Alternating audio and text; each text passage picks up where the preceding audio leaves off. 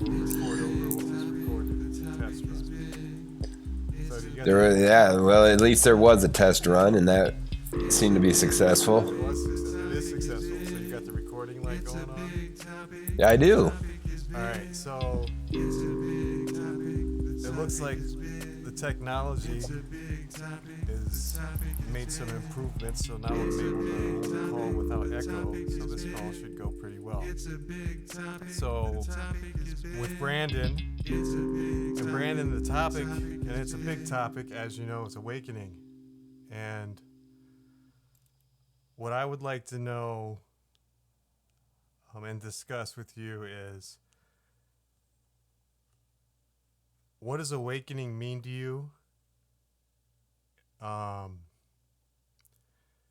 And is there a specific experience that you can cite that you realized something pretty powerful was happening, that was changing your life, where you weren't in control of it? Mm-hmm. If that makes any sense. Yeah, yeah. Well, I mean, to answer the first question, awakening means to me, what is it? What does it mean to me? The first thing that pops into my mind is other life, another life, one that's different from the one that I had before. Meaning that it's a whole, it's a bright light, other life, strange, sometimes very difficult, but at other times freedom. But I think that I think what happened to me was that I kind of came to, if you will, at one point in my life, and when I did, I found myself in a whole nother city, and I became. I feel like that's when the awakening happened for me, and I said, "Whoa, where am I?" And I was a whole different city. And when I was there, finally in that city, it began my whole other life. I don't remember going to this city. I don't remember agreeing to go to this city, but a whole nother life was spread right out in front of me, and it started that way. So, yeah. Um, one of the things that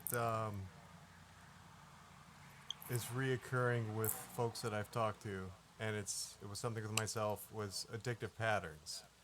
And an addictive pattern can be stress, can be anxiety, it can be anything, any type of pattern. It could be self doubt.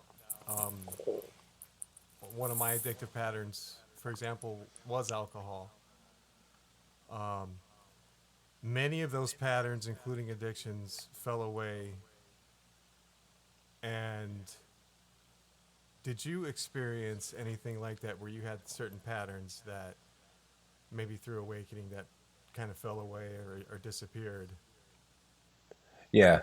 I mean, before I found myself in this other city that I speak of, I yeah, I had a pattern of very severe alcoholism and drug use. By severe, I mean, you know, it almost killed me. 24% chance of living at one point in the hospital, and yeah. Once I went through what I did in this awakening, I that fell off. The alcohol and the drugs slowly, and it wasn't an instantaneous thing. Right. The alcohol and the drugs slowly fell off for me. They just gradually disappeared, and you know, to be where I am now. And so, you know, it's it's definitely something that when I went through the awakening, and by awakening, going through it, it's an ongoing thing. Right. It's not just one. Oh, I'm you know, it's not like waking up from sleep Right. necessarily. It's an ongoing thing, and it it's it. Yeah, the drugs and alcohol that they gradually just fell off, and there was almost no more need for them Right. at all. Right. Yeah, that definitely hits home with me because I had a very similar situation where things gradually fell away and then it was gone. Yeah, It was gone. yeah, It was gone. And it's pretty amazing, uh, miraculous in a way. yeah, Like yeah. a lifetime of addiction, a lifetime of alcohol, miraculously was taken away. Right, right. I mean, a habit so embedded into me, installed into me at a young age that that manifested itself into a complete lifestyle. And basically, after that, I mean, after when this happened to me, and after the with the ongoing process of it, yeah, the drugs and alcohol became obsolete. Right, right. Would you have considered yourself? This is just coming up as we're talking. Would you have considered yourself a spiritual person at all before awakening? Spirituality. Well, I had a spiritual foundation. I would say, as a child, didn't know how necessarily. I didn't know necessarily how that would play out in my life, and it wasn't important. Right, I didn't feel it was important because the only thing that was important was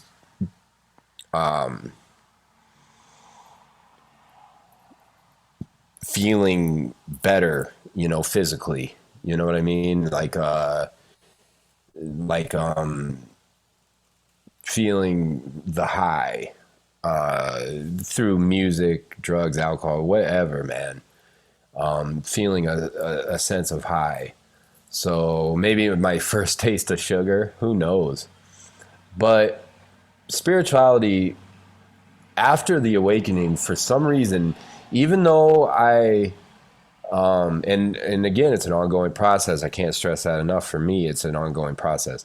But I feel like spirituality it started to nudge its way in to this new life that I speak of. It began to it take over. It began to take over the route or the path that I'm on now. right, right. That makes sense. Um,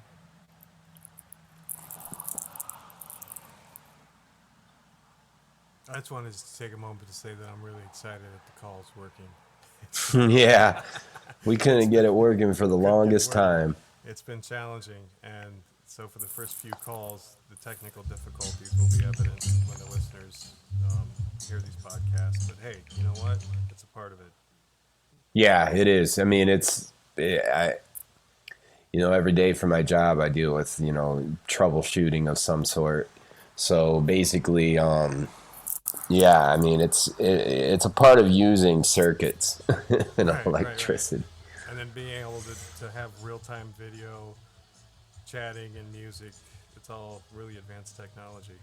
Um, what does the term enlightenment mean anything to you? It does. If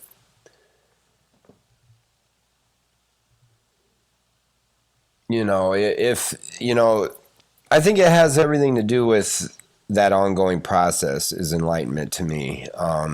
That ongoing process of spirituality. I think that's what enlightenment means to me. You're not necessarily enlightened, and then period. It's like it's not an open and shut case to me. Right. Yeah. Right. Right. I mean, if you think of enlightenment, so if somebody thinks of enlightenment, they may be like, "Oh, that yoga position that I had, or that that resting image of somebody, maybe a monk, something like that." But that it takes on a definition beyond words for me. So, and again, it's just not an open and shut case for me anyway. I mean, Right. it's a ongoing thing. Right. Right.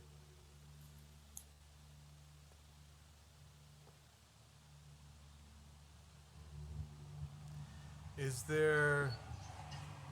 I think this is kind of nice to talk about. Now, and you know me, I like to play harmonica. Harmonica is something that I continue to study, and it's a hobby that it's been a part of my life, my entire life. Yeah. And through awakening, harmonica transitioned transitioned from it being me playing the harmonica to my body being the instrument, and to going deeper with much deeper with my passion. Um, do you feel that, do you have a hobby or something that you're connected to that awakening has brought you closer to? Um, Yeah, a couple. One of them has stayed with me past the initial awakening. So one of them stayed with me, and then one of them kind of popped up and became part of the process for me. And the one that became part of the process for me, that kind of began to happen in more frequent stages, was fishing. So fishing and metal music maybe, but I mean fishing, you know, that after the things that again, just like spirituality, I think that it's all related, by the way. But fishing kind of nudged its way in to my life. It right, slowly put its shoulder in and said, "I'm here." And then it came to be. And I do it a lot, and I find a sense of peace and a sense of well being, and in fishing itself. And then the other thing, I I don't necessarily think I've gotten better at it, but playing drums since I was like 10 or 11 years old, and drumming initially was vibration and energy. right, Okay, and then it became, well, when alcohol and drugs began to nudge its way into my drumming, and for better or for worse, we have yet to know on that. But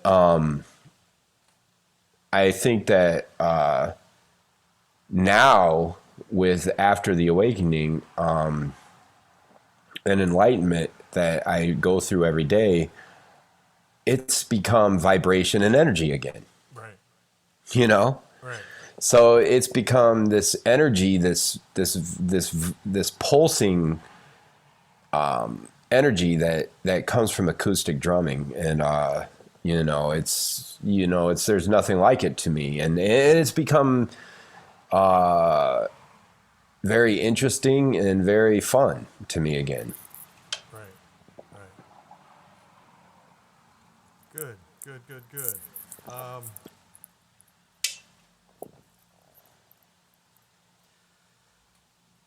so this is a big question that I like to ask, and it can be a tough one. What is something that you know for certain? What is one thing that you know for certain that if if you had to answer that question, well, which I'm asking you right now, but is it possible for you to cite one thing that you know for certain? Yeah, that my physical being is decaying. Yeah. My physical, what I'm wrapped in is decaying. Right. Yeah, I'm certain of that. But that's, all right. So, it's all part of the process too. So, my physical, my, yeah, I would say physicality and gravity beating everything, Right. always winning, Always always winning. winning around. Yeah, Gravity. gravity. Always So, winning. yeah. So, I mean, I'm at peace with my physical wrapping to decay. I'm at peace with that. There's a there's a there's a step, there's a plan in place. So that I am certain of, though. Right. Yeah. Right. And in closing, because we're at our data limit here, is there anything? So I talk to a lot of people who are seeking, and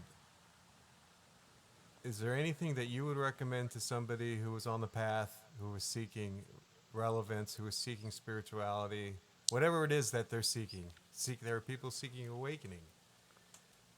Is there anything that you would recommend to somebody, from based on your experience, of maybe something to avoid or not avoid when it comes to the seeking of personal relevance? If that makes any sense. Yeah. I would I would say that if you're seeking, no matter what it is, it may not be necessarily what you initially think you're seeking. But whatever it is, let it happen. However, look away from the dark. Right. Look away from the dark. To me, anyway. So when you're seeking, keep seeking, but always, look away from the dark. Yeah, it's very important, because the darkness that's where you were. That's where you were. Yeah. Right. That's where you had come from. That's where you came from, is the darkness. Yeah. So look away from that. All right. Well, that's it. All right. Well, I'm glad it worked for you. I'm curious to see how this all turns out. Yeah, me too. And I'm glad you came on. I'd see you coming back at me and being like, "Oh man, it didn't record." As soon as we get off, I gotta test the recording to make sure it works. So. All right. All right. Well, Well, thanks for having me on, man. All right, Brandon. Take care. You too.